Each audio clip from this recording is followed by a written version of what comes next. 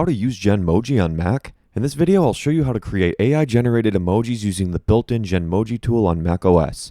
And if this video helps you, please consider giving a like and also subscribe to my channel because that really helps me out. A quick note that for this to work, your Mac needs to be updated to version 15.3 or higher, and you need to have an M1 Mac or newer. If you don't have either of those, this is not going to work. First, you need to click in the text area that supports Genmojis, such as the Notes app or iMessage. Once the typing prompt is up, hold down Control, Command, and Space. It's going to bring up the emoji keyboard. There's a new icon in the top right here. This is the Genmoji icon. Once you click this, you have the ability to create any emoji you would like just by using a text prompt.